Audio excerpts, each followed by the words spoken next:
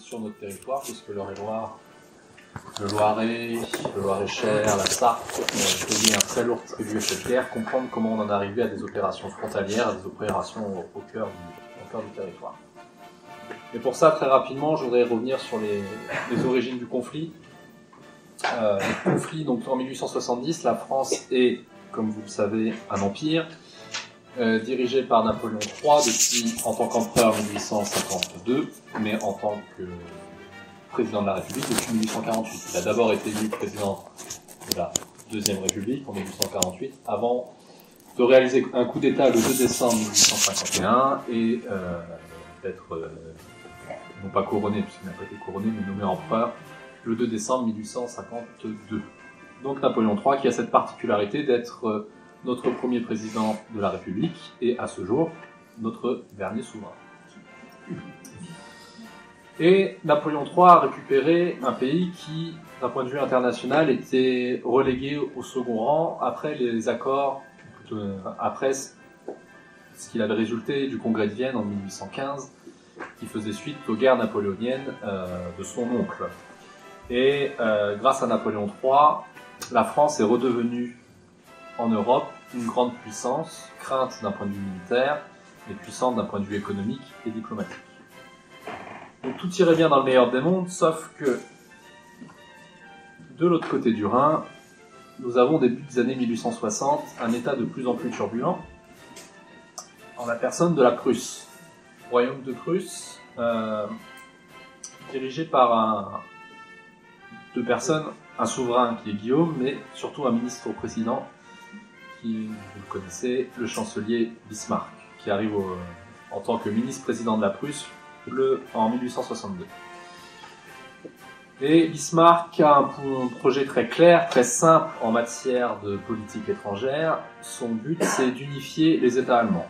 Évidemment, aujourd'hui, quand vous ouvrez, alors on n'est plus dans la classe depuis longtemps, peut-être encore quelques générations, mais si vous allez sur Internet, vous regardez une carte d'Europe, évidemment, vous avez l'Allemagne qui occupe cet espace-là. En 1862, vous avez la Prusse au nord, qui est coupée en deux, et puis toute une mosaïque de différents États que Bismarck aimerait unifier par le fer et par le sang, si nécessaire. Et il va y arriver en plusieurs étapes. En 1866, notamment, il va réussir à vaincre l'Autriche à la bataille de Sadova, date très importante dans notre histoire européenne. Et vous avez l'Autriche qui est donc exclue des affaires allemandes, le royaume de Prusse qui est en train de gagner son unité, de réaliser une partie de l'unification allemande au nord. Se posent alors les questions des États du Sud. Notamment celui-ci, la Bavière, catholique, ancienne alliée de l'Autriche, plutôt francophile, en tout cas son souverain l'est à cette époque-là, Louis II de Bavière. Et Bismarck va vouloir créer un conflit contre un ennemi commun pour pouvoir mobiliser et protéger les États du Sud qui, se sentant menacés, viendraient se mettre sous la protection de la Prusse au nord. Et cet ennemi commun, vous avez tout de suite compris qu'il va s'agir de l'Empire français. Sauf que pour que le plan de Bismarck fonctionne, il faut que ce soit la France qui soit l'agresseur, pour que les États du sud de l'Allemagne se sentent menacés et viennent effectivement se placer sous la protection du royaume de Prusse. Alors Bismarck va chercher tous les prétextes possibles et imaginables pour créer ce conflit, et on en arrive donc à la fameuse affaire de la dépêche d'Ems, affaire très compliquée, surtout très difficile à comprendre dans le contexte de notre époque. Alors on va essayer de faire simple. Tout d'abord, dans cette affaire-là, Bismarck est un véritable manipulateur, puisque vous le voyez sur la caricature, il va manipuler jusqu'à son propre souverain. Et il profite d'une situation assez particulière en Espagne, à l'époque où le trône est vacant.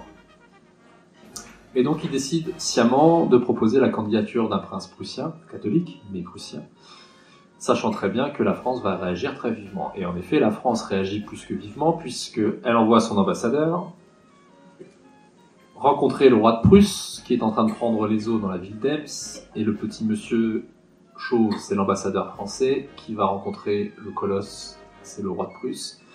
et qui va lui dire « Majesté, si vous maintenez la candidature du prince prussien, la France vous déclarera la guerre. » Et Guillaume, qui est beaucoup moins belliqueux que son ministre-président Bismarck, accepte, retire la candidature du prince prussien, informe dans une dépêche que l'incident diplomatique, informe Bismarck, dans une dépêche que la situation diplomatique est réglée, que l'incident est clos, et l'envoie donc à Bismarck, qui quand il reçoit cette dépêche est très déçu, puisqu'il est en train de voir une belle occasion de créer un conflit avec la France qui est en train de lui échapper.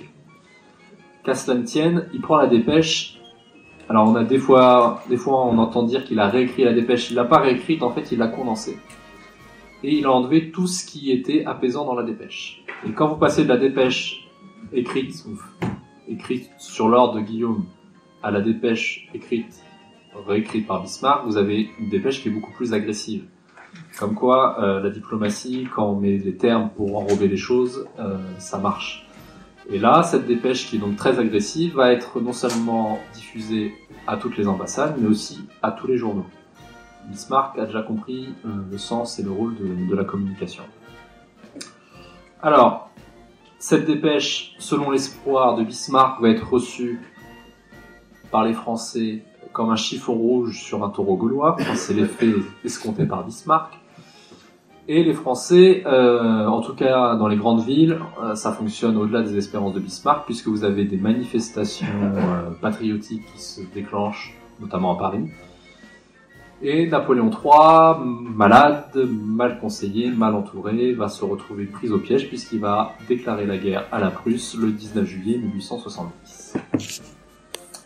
Et dès le premier jour des combats, vous voyez sur la carte que les États du sud de l'Allemagne se rallient à ceux du nord. Et en fait, la France ne va pas affronter seulement la Prusse, mais une coalition d'États allemands, à laquelle elle va ne pouvoir opposer que sa seule armée, puisque pour des raisons de diplomatie qui remontent aux années 1860, la France n'a aucun allié. Je ne vais pas rentrer dans les détails, mais elle se retrouve seule.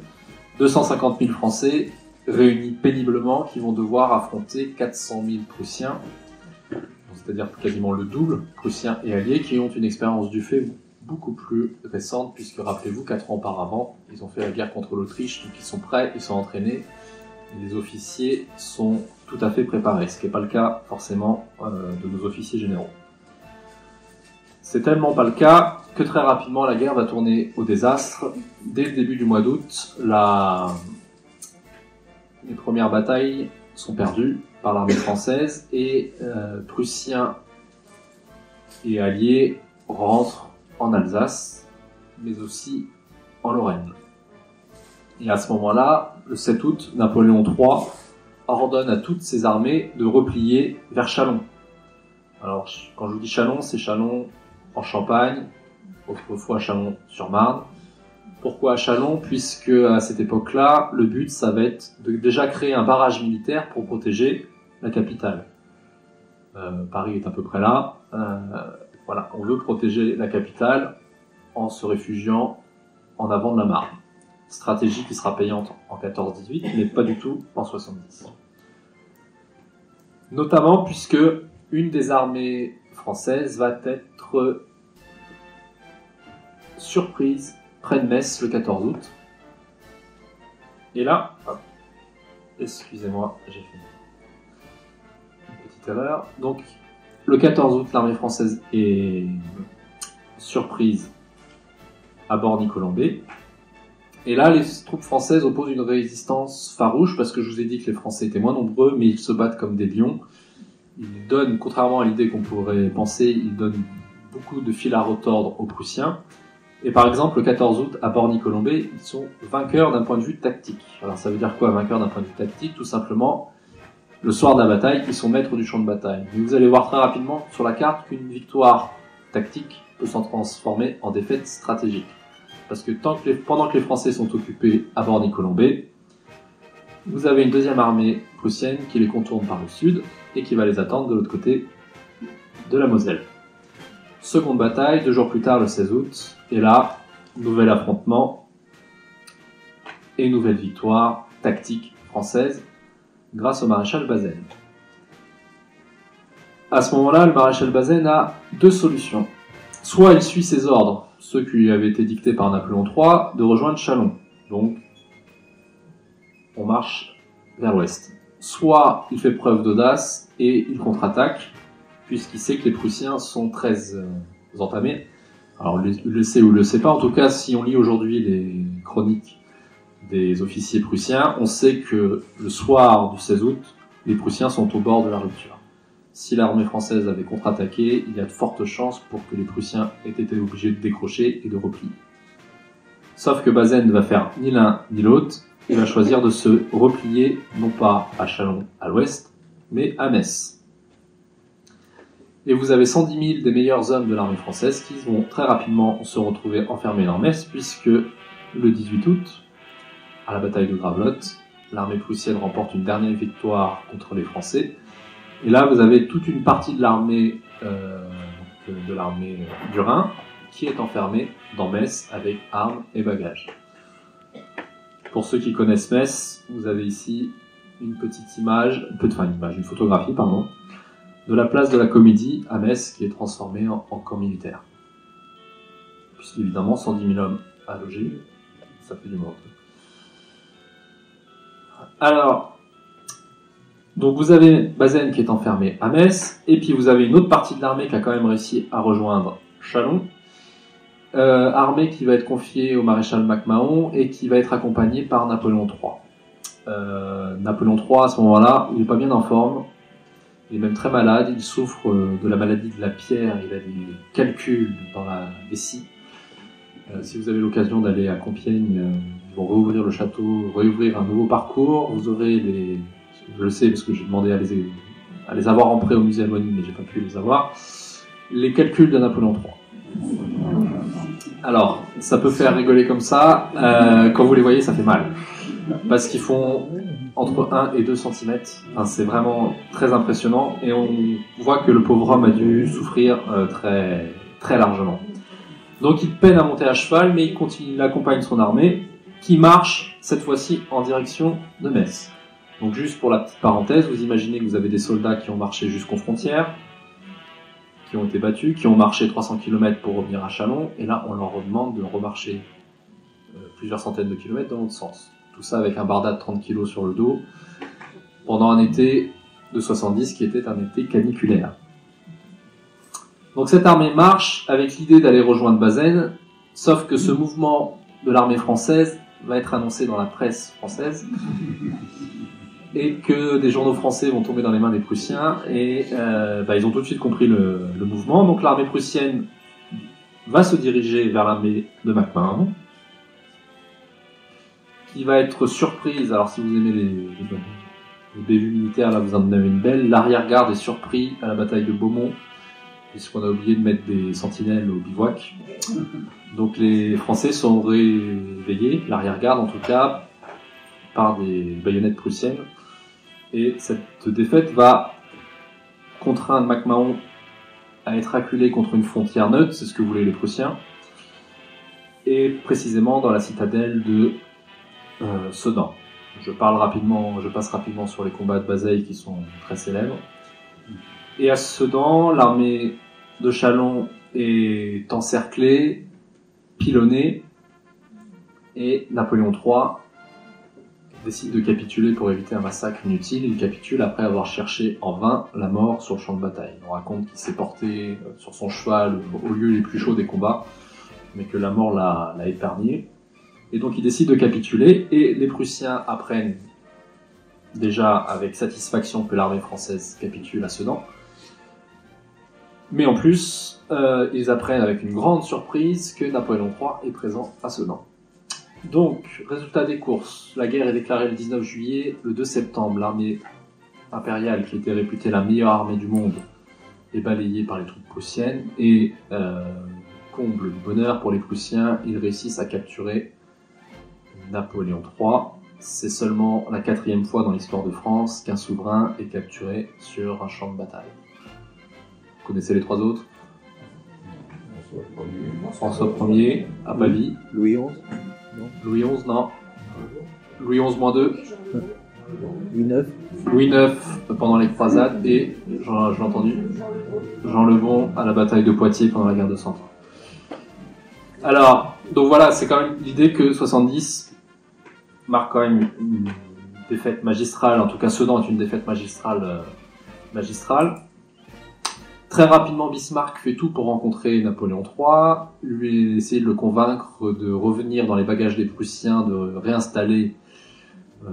réinstallé par les Prussiens sur le trône impérial, puisque Bismarck se verrait bien négocier avec Napoléon III pour satisfaire ses buts de guerre, qui sont à l'époque Strasbourg et l'Alsace, et pouvoir avoir un empire à ses portes plutôt qu'une autre forme de régime, notamment la République, qu'il craint par-dessus tout.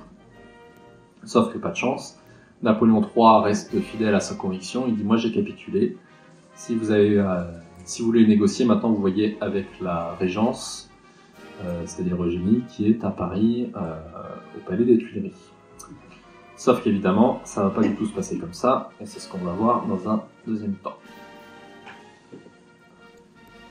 Donc voilà la situation dans laquelle se trouve l'armée française. Donc l'armée capturée à Sedan, une autre à Metz qui est emprisonnée, et le 4 septembre, quand on apprend la défaite de Napoléon III, les républicains, donc les républicains français en profitent, et pendant une journée révolutionnaire, décident de proclamer la République au balcon de l'Hôtel de Ville de Paris, et ils décident en plus de proclamer la République, de former un gouvernement de défense nationale et de poursuivre la guerre contre les Prussiens.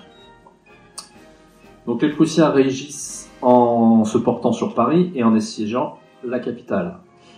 Et c'est une promenade de santé puisque la France n'a plus de troupes à opposer.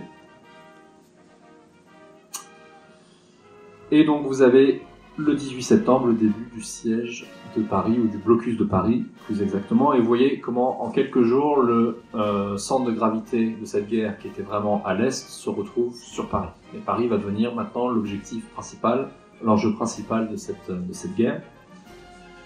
Et les troupes prussiennes qui sont autour de Paris vont rayonner tout autour de la capitale, notamment dans la plaine de Beauce, où vous avez des résidus de troupes françaises qui sont encore qui ont réussi à fuir Sedan notamment, et qui se sont réinstallés au nord d'Orléans. Donc Prussiens et Bavarois, le drapeau blanc et bleu c'est un drapeau bavarois, descendent sur la plaine de Beauce, aussi pour réquisitionner du blé pour nourrir les troupes qui sont en train d'assiéger Paris. Et donc vous avez des combats à Arpajon, Ably, Épernon, Étampes, Angerville, Toury, Artenay, et au bout d'Artenay, il y a Orléans, qui va être occupé le 11 octobre. Donc la situation était déjà compliquée, voire catastrophique, elle devient vraiment très compliquée lorsqu'Orléans tombe le 11 octobre 1870. Il y a une dimension également symbolique dans le fait pour les Prussiens d'occuper Orléans, puisque c'est une ville johannique, et donc pour les protestants prussiens, ça a évidemment un sens. Alors la situation était déjà pas brillante, je vous l'ai dit, elle est encore pire, et c'est là qu'intervient cet homme-là, le dénommé Gambetta, qui pour la majorité des Français, on connaît tous Gambetta, puisqu'on connaît tous une avenue, une rue, une ruelle, une place, un carrefour, une impasse, etc. C'est le troisième nom donné dans la voirie française, sauf qu'on ne sait jamais trop ce qu'il a fait, ni quand. Bon, là c'est en 70 qu'il intervient, qu'il se fait connaître sur la scène française. Donc Gambetta, c'est qui? C'est un avocat, membre du gouvernement de la Défense nationale, qui proclame la République le 4 septembre 1870, je vous l'ai dit, au balcon de l'Hôtel de Ville de Paris, et qui décide de poursuivre la guerre, et donc qui veut absolument organiser des armées de secours. Sauf que lui, il est à Paris, et que pour organiser des armées de secours dans une ville assiégée, c'est compliqué, donc il va quitter Paris. Et c'est là où vous assistez à l'une des scènes les plus célèbres de ce conflit. Gambetta montant dans un ballon monté, décollant de Montmartre pour rejoindre Tours. Sauf que ce que l'histoire dit moins souvent, c'est que le vent soufflant dans le mauvais sens, il atterrit à Compiègne. Ce qui n'est pas du tout la bonne direction. Et que le chemin de fer fonctionnant très bien, quand on veut être méchant, on rajoute déjà, mais 2 jours pour rejoindre Tours en chemin de fer. Mais une fois arrivé à Tours, il se met au travail, et là, il faut le reconnaître, on peut dire beaucoup de choses sur Gambetta, Mais en tout cas, en termes d'organisateur, il réussit à monter des armées de secours très très rapidement. Notamment une armée au sud de la Loire qui va prendre, très original, le nom d'armée de la Loire, composée de briques et de broc, de soldats qui n'ont parfois jamais tenu un fusil, mais qu'on va apprendre sommairement comment le faire. Des soldats qui n'ont pas encore été engagés, rappelés d'Afrique notamment, et puis des troupes mobilisées pour l'occasion. Puisqu'on est dans la ville de Marceau, Gambetta est habité par l'histoire de la Révolution française, en tant qu'un bon républicain, et l'idée du peuple en armes se libérant du joug de l'oppresseur étranger, c'est quelque chose qui, dans son esprit, fonctionne très bien. Donc lui, il a l'idée de Valmy en tête, et il pense pouvoir reformer ses armées de secours avec le même élan patriotique. Et ces troupes sont formées, donc je vous l'ai dit, de différentes formes de soldats, et en parallèle, vous avez ce qu'on appelle des francs-tireurs, c'est-à-dire des troupes autonomes qui combattent de manière autonome, sans une organisation militaire très précise, en s'armant et en s'équipant à leurs frais. Et l'une de ces célèbres troupes de francs-tireurs est située à Châteaudun, en tout cas comme base arrière Châteaudun, c'est les Hirondelles de la Mort, ça vous dit un petit peu le programme pour les Prussiens, qui sont commandés par le colonel de Lipowski. Et donc les Prussiens qui ont peur, mais une peur bleue de ces francs-tireurs, une peur bleue qu'on va retrouver en 14-18, notamment dans les massacres dans le nord de la France. C'est un résidu de 70. C'est la peur de 70, le souvenir des francs-tireurs de 70 qui fait qu'on va assister à des massacres terribles en 14. Les Prussiens décident d'assiéger Châteaudun, qui va être pilonné, qui va être investi malgré la résistance des francs-tireurs. Donc on les voit ici, les francs-tireurs. Vous les reconnaissez ici en train de se battre sur la place centrale de Châteaudun qui s'appelle place du 18 octobre maintenant, vous le savez pourquoi. Et malgré cette résistance, la ville va être conquise par les Prussiens et en représailles, les Prussiens vont brûler 193 maisons. Alors pourquoi pas 194 ? Les Prussiens ont établi des barèmes de représailles. Donc un mort, autant d'otages, autant de maisons brûlées, etc. Donc vous avez 193 maisons qui sont incendiées à Châteaudun, qui devient une ville martyre, qui sera l'une des 10 villes à recevoir après la guerre la Légion d'honneur qu'elle porte encore aujourd'hui sur son blason. Et donc le 21 octobre, Chartres, qui a eu connaissance des événements de Châteaudun, ne résiste pas. Et la division von Wittich rentre sans combat donc, dans Chartres, qui est occupée à partir du 21 octobre. Le 27 octobre se passe un événement crucial dans ce conflit, c'est la capitulation de Bazaine. Alors, excusez-moi, je vais aller trop vite. Bazaine, son nom est resté synonyme de traîtrise. Peut-être que ce nom évoque à certains d'entre vous ce genre de réflexion. Bazaine, donc, qui était enfermé dans Metz, décide de capituler, ce qui a pour conséquence de libérer la deuxième armée prussienne qui gardait Metz et qui va être très rapidement redétachée sur Orléans. Et donc si Bazaine, alors ça c'est Gambetta qui le dit, mais si Bazaine avait tenu 3 semaines de plus, la donne aurait pu être différente. Toujours est-il que les républicains, les monarchistes, les bonapartistes, tout le monde va à peu près s'accorder à dire que c'est de sa faute. Il va passer en conseil de guerre après la guerre de 70, il sera condamné à mort. Mais le président de la République à l'époque est MacMahon, qui lui a perdu à Sedan. Donc Bazaine va être non pas gracié, mais va voir sa peine commuée en une peine de prison par MacMahon, ce qui fera dire avec Victor Hugo, alors je sais plus exactement la formule, mais je crois que c'est l'idiot, MacMahon, qui protège le traître, Bazaine.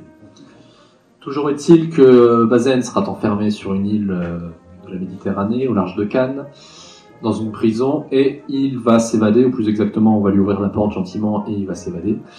Et il finira sa vie en Espagne, tranquillement, dans les années... il va survivre, de mémoire, 20 ans à la guerre de 70.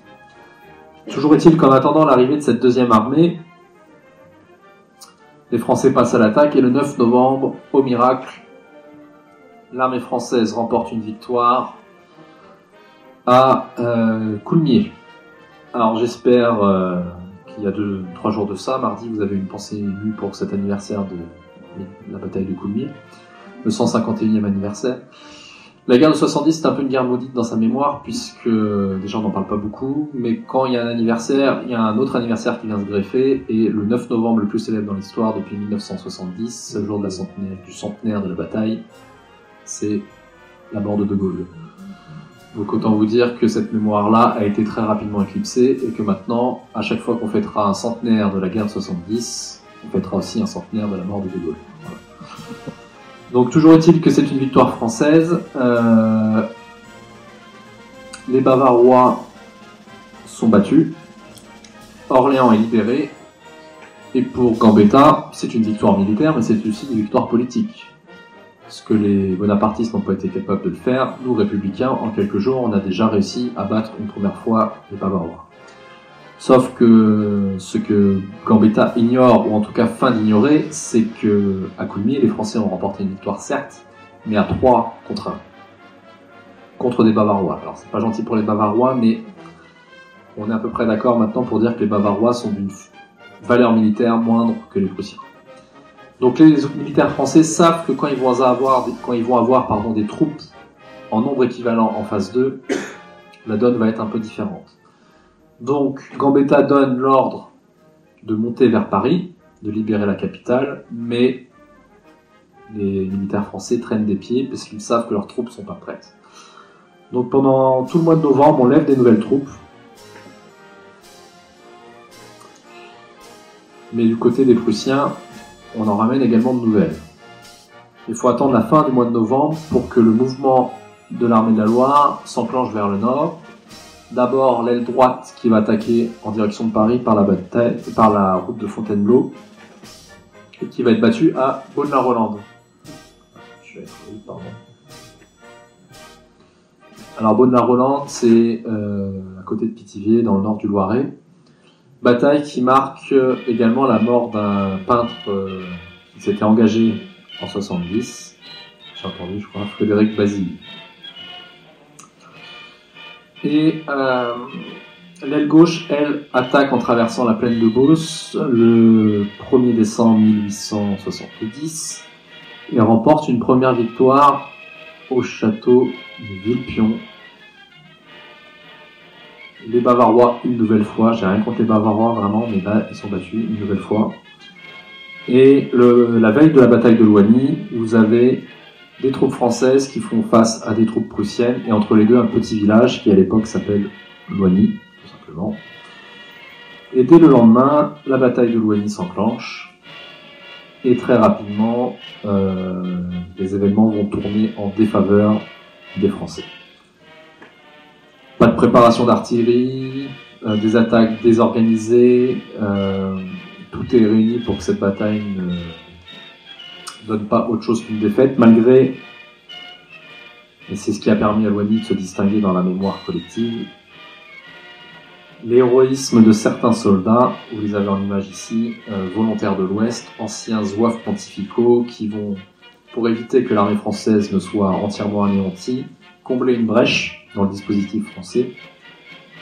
Vous avez le général de Sounis ici, qui va charger avec le général de Charette et les volontaires de l'Ouest, donc qui sont des soldats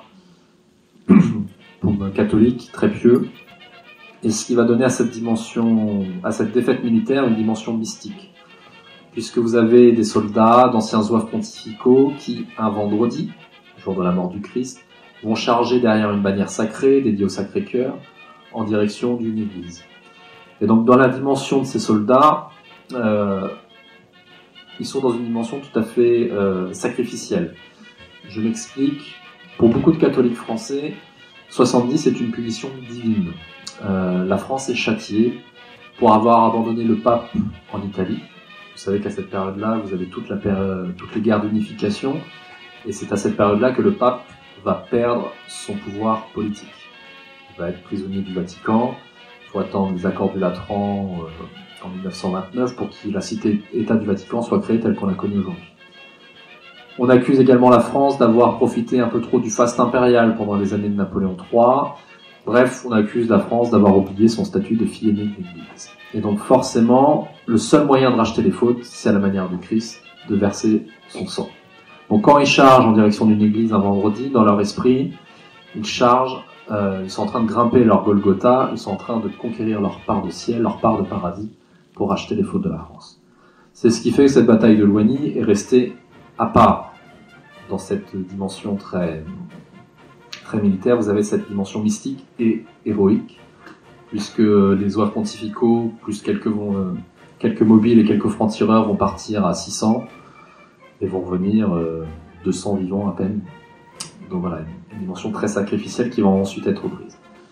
Cette histoire de destin sacrificiel, de racheter les fautes de la France, c'est exactement cette philosophie-là qui va animer la construction du Sacré-Cœur. La construction du Sacré-Cœur sur la colline de Montmartre est décidée en décembre, quelques jours après la bataille de Loigny. Et il y a d'ailleurs le général de Sonis, le général de Charette, petit-fils du Vendéen, encore un lien avec Marceau, puisque ces deux personnages-là sont dessinés dans la fresque du Sacré-Cœur à Paris. Si vous avez l'occasion d'y aller, vous pourrez voir le lien. Et le Sacré-Cœur est dessiné, lui, dans la chapelle mortuaire de l'église de Loigny, qu'on peut visiter quand on découvre le musée. Donc le soir, la bataille de Loigny se termine par une défaite. Orléans est réoccupé le 4 décembre. Et là, vous avez deux armées qui se forment. Deux armées de la Loire. Et très rapidement, la première va être expédiée sur le front de l'Est. Alors, mon expression est malheureuse. Sur le front de l'Est, c'est à Belfort. Puisqu'on a un jeune officier qui est en train de résister dans la citadelle de Belfort, dénommé d'Enfer Rochereau, qui aura sa place à Paris quelques années après. Et une seconde armée se forme, armée de la Loire, qui va, elle, se former dans les régions de Massieu-Loire, Beaugency. Alors je sais pas si tout le monde voit à peu près où ça se situe, entre Orléans et Blois. Et cette armée de la Loire va être non pas vaincue, mais bousculée, va donner là aussi du fil à retordre aux Prussiens, notamment grâce à un général qui, d'après les Prussiens, est le plus compétent dans l'armée française en 70, c'est le général Chanzy, qui a sa rue à Chartres, si je ne m'abuse. Et Chanzy va, non pas, va devoir céder du terrain, mais sans avoir véritablement été battu. En fait, c'est une longue retraite, mais organisée, voulue, qui épuise les Prussiens. Mais au bout d'un moment, toutes les armées de secours ayant été créées en France vont être battues les unes après les autres. Alors l'armée de la Loire à la bataille du Mans, l'armée de l'Est dont je vous parlais il y a quelques instants à Héricourt, et une autre armée qui s'était formée au nord, l'armée du Nord, va être battue également. Donc petit à petit, on voit que toutes les chances de libérer Paris vont être réduites les unes après les autres. Et donc le 28 janvier, on décide de signer l'armistice. Mais avant ça, Bismarck, encore lui, a fait proclamer l'Empire allemand, pas n'importe où, dans la galerie des glaces du château de Versailles. Et donc ça, c'est la carte qu'on a au début de la guerre de 1870, que je vous ai montré tout à l'heure. Et après le 18 janvier, vous avez l'Empire allemand qui apparaît sur une carte d'Europe. Et évidemment, c'est un bouleversement géopolitique sans précédent qui va avoir des conséquences sur notre histoire au XXe siècle. On va le voir dans quelques instants. L'armistice est signé le 28 janvier, mais le gouvernement français ne se réinstalle pas dans la capitale. Alors vous savez que quand les Allemands nous rendent visite, généralement le gouvernement fuit à Tours. Et puis quand les Allemands arrivent, on va à Bordeaux. Donc en 70, c'est ce qui s'est passé. Donc là, il part de Bordeaux, se réinstalle non pas à Paris, mais à Versailles. Le symbole est déjà particulier. Et dans Paris, les Parisiens qui ont subi un siège très long, très difficile, vous savez qu'à Paris, on a mangé du chien, du chat, du rat. Les plus riches ont pu manger de l'éléphant, de l'antilope. On n'accepte pas cet armistice. Et vous avez des mesures sociales, ou plutôt des mesures antisociales qui sont prises par le nouveau gouvernement. Et très rapidement, cette cocotte minute explose. Et c'est le début de ce qu'on a appelé la Commune de Paris. Paris qui fait en quelque sorte sécession, qui se gouverne, qui s'autogouverne. Et cette situation va durer jusqu'au 21 mai, enfin du 21 mai au 28 mai. Le 21 mai, l'armée légale rentre dans Paris et va reconquérir Paris, arrondissement par arrondissement, rue par rue, barricade par barricade. Et donc, c'est ce qu'on appelle une véritable guerre civile dans Paris, qui va se dérouler sous les yeux des Prussiens, qui ne vont évidemment pas bouger une oreille. Le bilan de la semaine sanglante, on estime aujourd'hui entre 7500 et 15 000 tués en 5 jours de combat, 6 jours de combat. La fin de la guerre officielle, c'est le 10 mai 1870, c'est la signature du traité de Francfort. Et vous le voyez sur la carte, évidemment, la principale conséquence de cette guerre, c'est la perte de l'Alsace et de la Lorraine, et la signature pour la France, l'obligation pour la France de verser une amende, des indemnités de guerre de 5 milliards de francs or. J'ai pas la conversion en euros, mais pour vous donner... Napoléon, c'est Alors, il y a des 20 et des 10. En tout cas, ce qui est vrai, c'est que, pour vous donner un ordre d'idée, c'est que c'est plus en proportion du PIB, la France paye plus en proportion de son PIB que ce que l'Allemagne devra payer en 1919. Et encore, on a négocié 1 milliard parce que les Prussiens ont eu le droit de défiler dans Paris. Petite anecdote. Et surtout, donc, les Français d'Alsace et de Moselle se retrouvent sous contrôle allemand. Donc ils ont le choix, ils peuvent rester sur place, mais ils deviennent allemands, ils font le service militaire allemand, ou alors ils quittent le territoire et pour rester français. C'est pour ça qu'il y a beaucoup d'Alsaciens et de Lorrains qui vont notamment partir en Algérie pour peupler ce qui est une colonie à l'époque. Et pour terminer, vous avez cette image, je voulais juste vous montrer, terminer cette partie-là, cette image où vous avez 2 soldats, un Français, un Allemand, qui se tiennent la main de chaque côté d'une frontière, la nouvelle frontière qui a été donc déplacée. Et la particularité de ces 2 soldats, c'est qu'ils sont frères. Celui de gauche a été né, donc il est dans l'armée allemande, est né à Metz après 70. Celui de droite est dans l'armée française, est né à Metz, mais avant 70. Donc ils ont le même sang, les mêmes parents, mais ils combattent dans 2 armées et ils ont 2 nationalités différentes. Donc évidemment, cette perte de l'Alsace et de la Lorraine va être entretenue. Et vous l'avez compris, pas à des fins positives. Alors je voudrais juste terminer par les conséquences de cette guerre de 70. Je regarde si je suis toujours dans les temps. Oui, c'est bon. Voilà un petit peu comment le Prussien est perçu en 1870. Bon, vous avez le fameux casque à pointe, qui va devenir après 70 l'emblème de l'ennemi héréditaire. Peut-être avez-vous entendu parler de vos grands-parents, pour ceux qui ont eu la chance de les connaître, des Allemands sous le vocable peu envié de casque à pointe. Alors, avez-vous une idée de à quoi se sert ce casque à pointe d'un point de vue militaire? Parce qu'il a quand même une utilité quelque part. Du sabre. Oui, c'est ça. La pointe du sabre permet de dévier la lame du sabre et donc de protéger la tête du Prussien. Pour le reste, c'est un casque qui ne sert strictement à rien, puisqu'il est en cuir bouilli et donc il protège des balles aussi bien que le képi français qui lui est en feutre. Je vous montrerai tout à l'heure une photo de l'ossuaire de Loigny. Vous allez voir que sur les crânes français et prussiens, ça a quand même quelques conséquences. Donc là, on le voit en train de manger, donc c'est un croque-mitaine qui mange les enfants. Il faut dire que Bismarck a tout fait pour que l'image de la Prusse ne soit pas très positive en France. Je vous ai parlé tout à l'heure de la proclamation de l'Empire allemand. Il n'a pas lieu n'importe où, il a lieu à Versailles, dans la Galerie des Glaces, sous les peintures de Lebrun, qui représentent les triomphes de Louis XIV sur le Palatinat. Donc vous voyez qu'on parle de 70 comme point de départ d'une revanche, mais on est déjà, pour les Allemands en tout cas, dans une revanche. Et Bismarck avait l'habitude de dire « pas de Versailles sans Iéna ». Iéna, c'est une défaite pour la Prusse en 1806 contre les armées de Napoléon. Et donc c'est déjà une humiliation nationale prussienne qui va faire naître le sentiment national allemand que Bismarck voit aboutir dans son esprit en janvier 1871.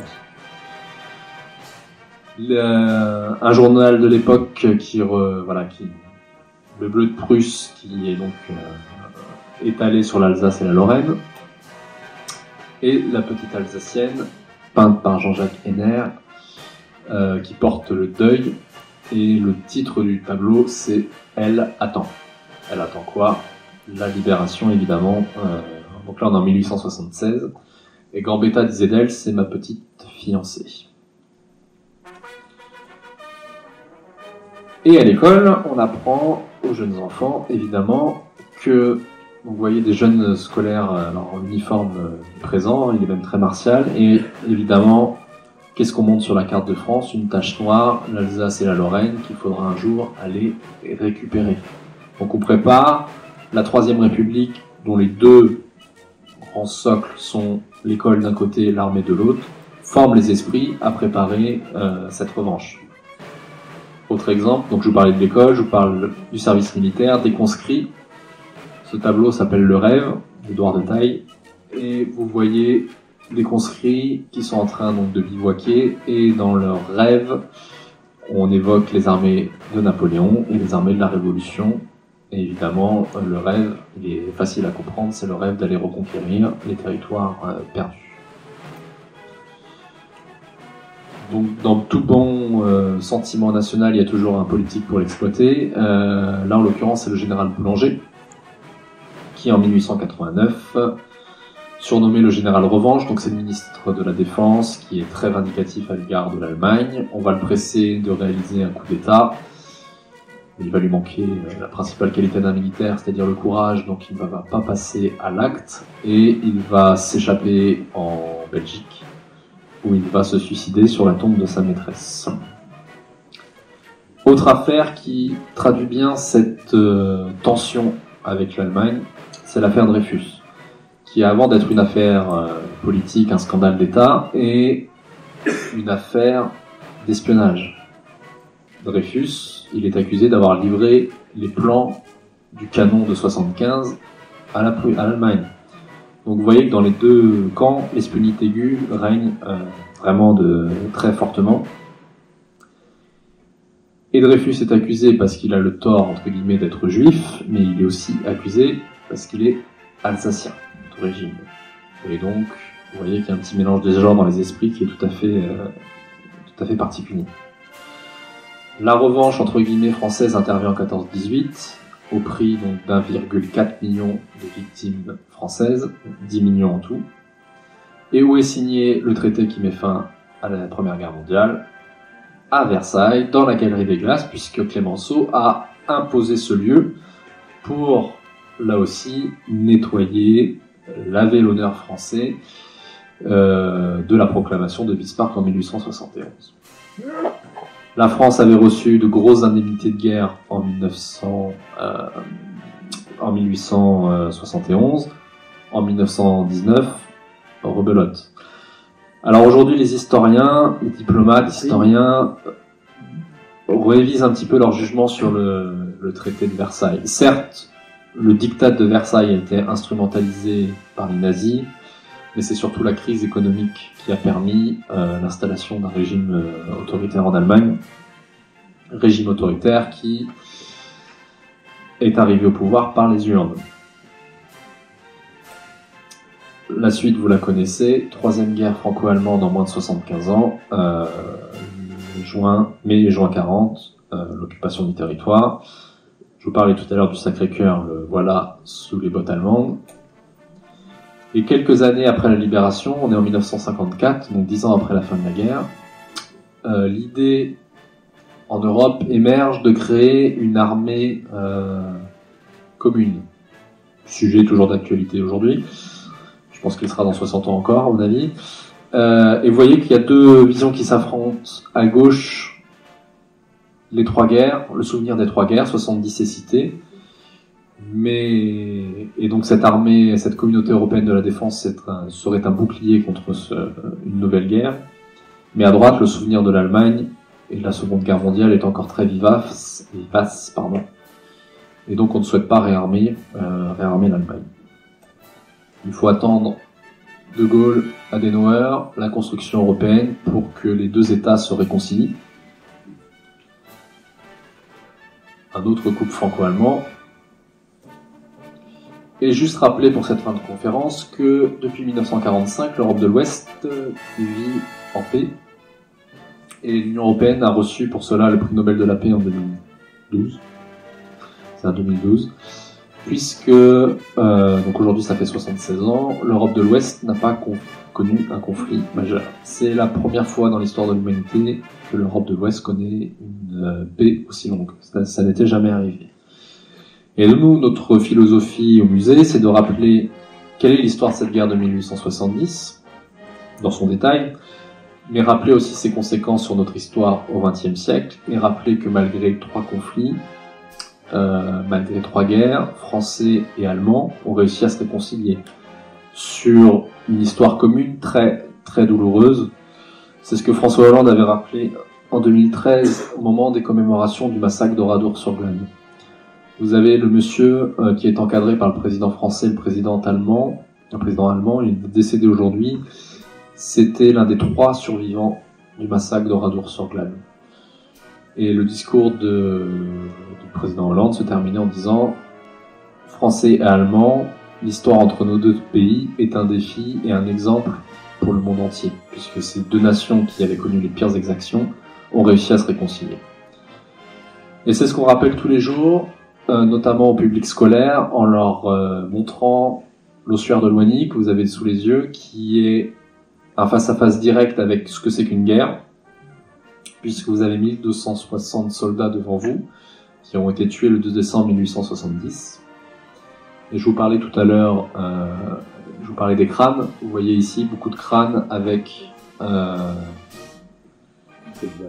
les voit là, les trous, les impacts des balles qui ont traversé. Et autre détail d'ordre médico-légal, les dents ici, des dents en très bon état, ce qui suppose donc des soldats jeunes, voire très jeunes, qui ont combattu à Loigny. Et c'est ce qu'on essaye de rappeler à nos jeunes générations, qu'à leur âge, bon, même si la jeune fille est très jeune là, mais peu importe, qu'à leur âge, il faut mieux visiter des musées, même si parfois ça peut être un peu pénible pour eux, soi-disant, que d'aller faire la guerre contre son ennemi, les Prussiens. Je vous remercie.